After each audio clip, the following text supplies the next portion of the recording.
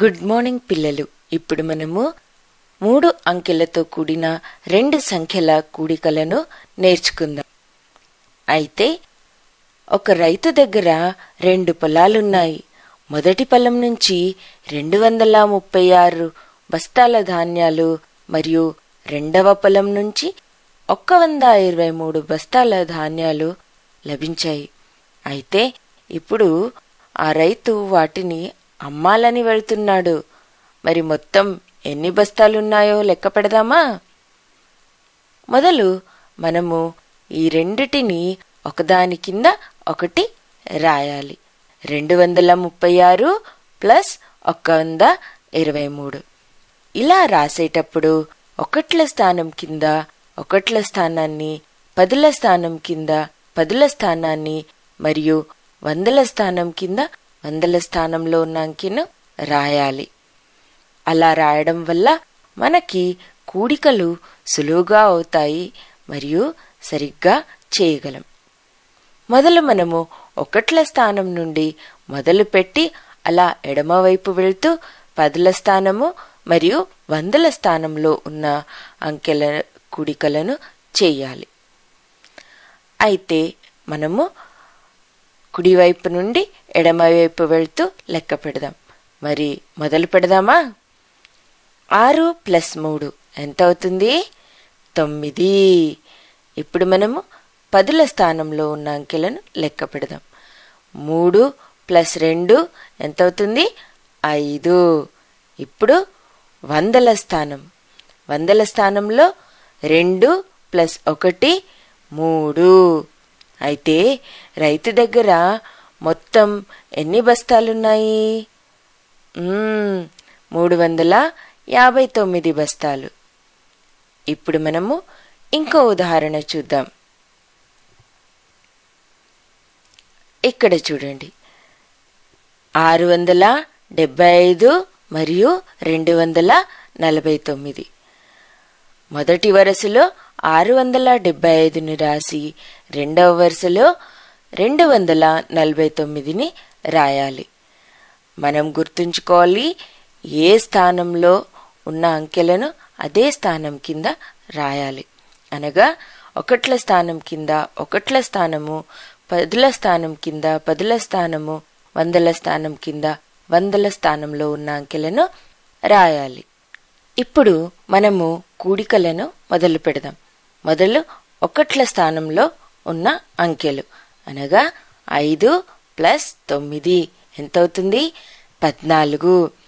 14 వచ్చింది కాబట్టి మనము 4ని కింద రాసి పదుల స్థానంలో ఉన్న 1ని స్థాన మార్పిడి చేసి పదుల స్థానంలో ఉన్న అంకెల పైన రాయాలి. అయితే ఇప్పుడు పదుల స్థానంలో ఉన్న అంకెలను లెక్క పెడదామా? 1 ప్లస్ 7 ఎంత అవుతుంది? 8. 8 ప్లస్ 4 12. ఇప్పుడు మళ్ళీ మనము 2ని ఇక్కడ కింద రాసి 1ని స్థాన మార్పిడి చేస్తూ ఎడమ వైపు ఉన్న అంకెల పైన రాయాలి. అనగా వందల స్థానంలో ఉన్న అంకెల పైన రాయాలి. ఇప్పుడు మనం వందల స్థానంలో ఉన్న అంకెలను లెక్క పెడదాం. 1 ప్లస్ 6 ఎంత అవుతుంది? 7. 7 ప్లస్ 2 9.